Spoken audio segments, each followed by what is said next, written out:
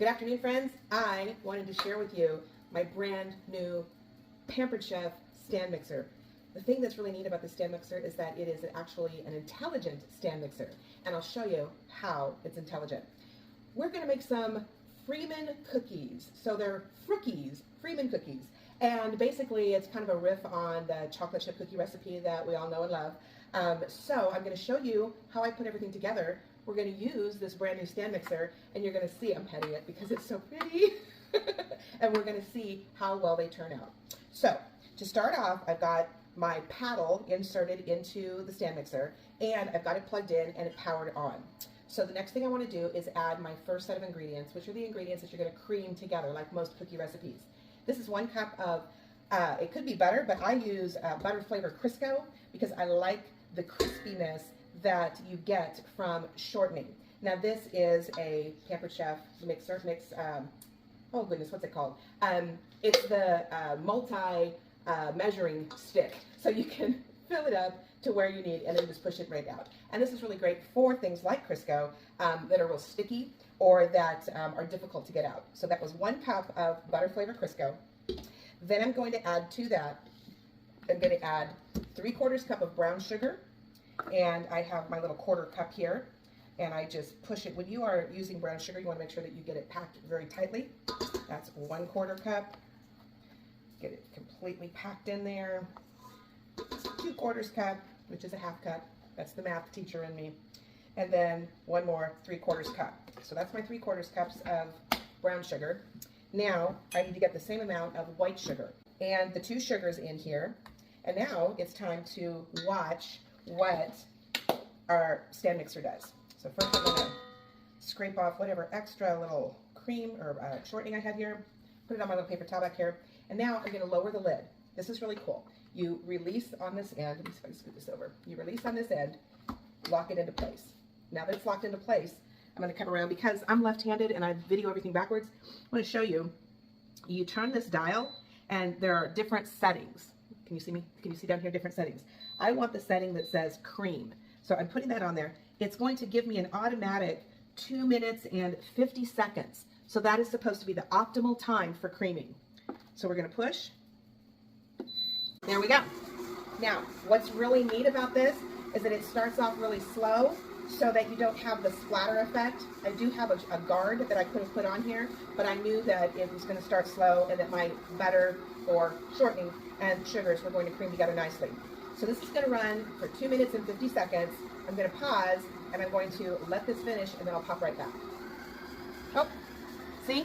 It just went faster. Okay, we're just going to watch this. It's all coming together really nicely. I think you can kind of see on the camera. And it's not going to overmix or undermix. So, ooh, it's even getting faster. This is really cool. Guys, I haven't used this before. This is my brand new Pampered Chef stand mixer. I call it the intelligent stand mixer because it knows what to do for you.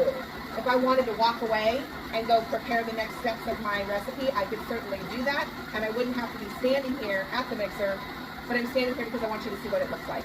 And I want to see. And Bill wants to see. Can you see how many minutes are left? Not 4 minutes. 4 seconds? 40 seconds? A big 4? Now up at the top, the 4 is the speed.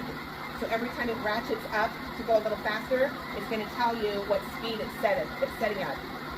There's about less than a minute left. And okay, so I'm going to go ahead and just for giggles, I'm going to lift the lid again. And I'm going to pour in my 2 eggs. I've already got them cooked, or prepped. These are my 1 cup prep dishes, and they're excellent for doing a bunch of prep. They've got lids to them, so you can even do a bunch of meal prep and seal them up, sticking them in the fridge until you need them. Okay, so now I'm going to lift the lever, lock that into place. And now, I'm going to use custom because I just want it to mix the eggs in. So you press and hold. Oh, I guess I need to, there we go. I just want to get the eggs incorporated. And if I wanted to make it go a little faster, I just turn the dial 1 little notch, brings it up to a level 2. One more notch brings it up to a level 3. And once it all looks like it's incorporated, I'm going to turn it off. So that was very easy. Now, I've got my eggs, my sugar, my 2 sugars, and my butter flavor Crisco. Next comes the dry ingredients. So in here, I have a teaspoon of baking soda, a teaspoon of salt, a half a teaspoon of my powdered vanilla, which, you know, I'm out of regular vanilla. And then I also add a quarter of a teaspoon of cinnamon. Cinnamon and these cookies really go well. So I'm going to put that in there. Okay, poof. Now I need to put in 2 1/4 cups of flour, all-purpose flour. Where's my cup? Oh, here it is. All right. The other, when you are putting, when you're measuring, you don't just stick your cup in there and scoop it up, because you want to make sure that it's in there. It doesn't need to be packed in. Unlike brown sugar, where you're wanting usually a firmly packed brown sugar, when you're talking about flour, you're going to just lightly place it in there, and then when it's full, you're going to scrape it off so that you've got an even measure. Now I'm going to put that in here, and I'm going to do 1 more cup, because it calls for 2 1/4 cups, or actually the base recipe that I'm using calls for 2 1/4 cups, but I am adding some extra ingredients. So one of the ingredients acts as a flour, so I'm not going to put in that extra 1/4 cup. So it's going to be 2 cups of flour. Scrape that off, put that in, and get all of my stuff out of the way. And now I'm going to press the lever, put this back down, and I'm going to get my little shield so that it won't make a big old mess everywhere. So that rests nicely right there. Now on this one, I'm going to use the, let's see, I'm going to, nope, custom, nope. There we go, close it out. Okay, there's an X, little X, you push over here, that shuts it off. So I want beat mix. I just want the mix. I've still got the paddle. See, it tells you what instrument to use. So I've got the paddle in there. And now I'm going to go ahead and I'm going to get it started. And it's going to mix for 2 minutes and 30 seconds. 2 minutes and 30 seconds. So it should start. Now, again, see how it starts slow? And then it'll start picking up the speed. So right now we're on a 1, and then we're going to get up to a 2, a 3, maybe a 4, I'm not sure. We'll have to see how high this goes. And this is going to mix, it may just go here. It's going to mix for, I said, 2 minutes and 30 seconds. So we're just going to let this go. And when I come back, we're going to start adding in all of the extra goodies. And then I'll be showing you some of my special instruments that I use when I'm making cookies. Okay, so it automatically shut off. It got up to, I think, a level 3. I'm going to remove my shield because I don't need it any longer. And now I am going to lift this up. Look how creamy that cookie dough looks. And the next thing I'm going to do is I'm going to add in a bunch of mix-ins. But I'm going to start off with some walnuts. This is my mini chopper. I love this thing. It is super easy to clean. It works really well. And like I've shared before, it's a great way to get your aggressions out. So you just put in whatever you want to chop. It chops nuts, it chops onions, it chops garlic, whatever you want to chop. And you just pop this down. And if you want it kind of chunky, you can kind of look and see. I want it a little bit finer. And I had put in a half cup of nuts. Now I'm just going to drop that in there. And then when I'm ready to wash this whole thing comes apart and I can pop it in the dishwasher. So that's the first thing. So I added a half a cup of chopped walnuts. Now I'm also adding a half a cup of rolled oats. This is why I reduced the amount of flour that I put in the recipe. And now I'm putting in the yummy stuff. I've got a half a cup of these little caramel bits, the caramel baking bits. Get those all in there. And then I have a half cup of milk chocolate chips and a half cup of semi-sweet chocolate chips. So that's all of my mix-ins. And now I'm going to do the manual, and I'm going to, again, release the handle, pop this down so it closes, come around here, and I am going to do custom because, again, I don't want to overmix and break everything up. I just want it lightly mixed in, and I'm just going to push, and we're going to go 30 seconds basically. So all it's doing is mixing in the nuts, the chocolate, the oats, and the caramel bits. And when I think it looks all nicely incorporated, I'm just going to turn it off so you can use the custom feature. So now, hit the X, and that completely turned it off. So now my dough is ready. So I'm going to use my little Pampered Chef spatula. I love these little scoopable spatulas. Great way to get in there and get all of that yumminess off of the paddle, because I don't know about you, but I want as many cookies as I can get out of this batch. And so now you just push up, twist, turn, and it's done. I'm going to set this here because now I'm going to twist the bowl, and now the bowl comes off, and I can get the rest of my cookie dough off of here. Then I'm going to clean up, and I'm going to get ready to scoop me some cookie dough into some balls and bake the cookies. And of course, it wouldn't be making cookies if you didn't taste the dough. That's good. I'll be right back. Okay, so now my cookie dough is all mixed up. I've got a couple of cookie trays. I use the silicone, the little Silpat kind of liners. Makes it super easy. You don't have to worry about greasing your cookie sheets. And then I wanted to share with you, I have 4 different sizes of cookie scoops. This is the small. This is the medium, this is the large, and then this is the extra large. This is our newest cookie scoop. It's been out probably, maybe not quite a year yet.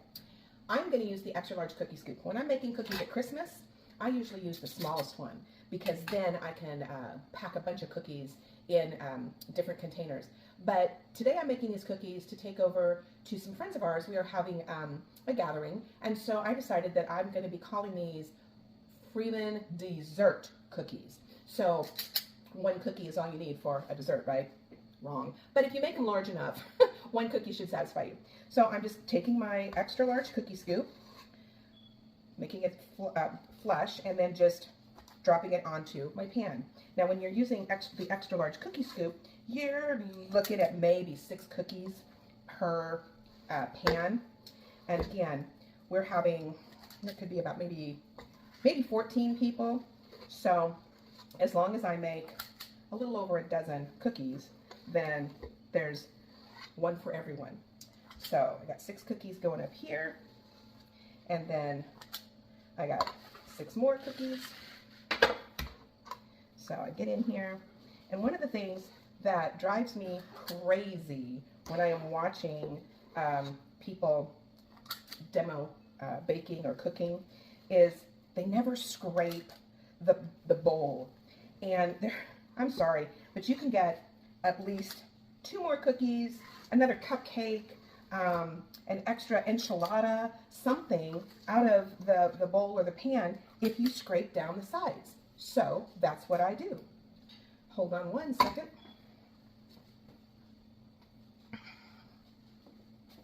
So I'm going to set this over here for just a moment, making a mess. But see how there's like dough all over? I am going to scrape all of this down so that I can get as many cookies as I possibly can out of this batch of cookie dough. So I've got at least 4, maybe 5 more cookies now that I've scraped this all down. So the cookies go into a 375-degree oven. Since they're large, I'm going to bake them at least 11 minutes, probably 11 to 13 minutes. And when I'm done baking them, I'll come back and I'll show you the final result. Okay, so we've got the first batch of 6 cookies out of the oven. And because they're so large, I used my large spatula. And they're... You smell good. I think it's the cookies. Oh,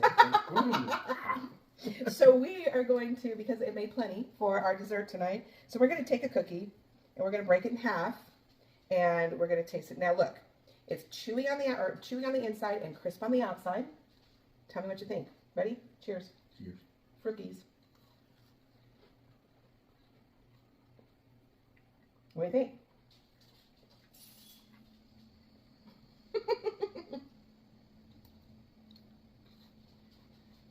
All right. You don't like it? He's going to reach over and bite my cookie. Now, I could have baked these a little bit longer, but I like them chewy in the center and crispy on the outside. And this size of cookie, put a scoop of ice cream on it, you've got your own homemade pizookie. Anyway, never tried, or never, let's see. No. Oh, he got my cookie. Okay. Anyway, what I was trying to say is that when you're in the kitchen making cookies, feel free to put in whatever you want as far as like extra ingredients.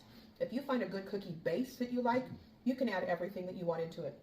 So today I added milk chocolate chips, dark chocolate chips, caramel bits, oats, and chopped walnuts. Now I've added in Rice Krispie treats before, I've added in peanut butter chips, I've added in butterscotch chips, I've added in all kinds of different like cereals, like when you've got a little bit of cereal left, but it's not enough to have a bowl of cereal, put it in your kitchen sink cookie mix and add it in. It really makes for great flavors in your cookies, and they taste wonderful.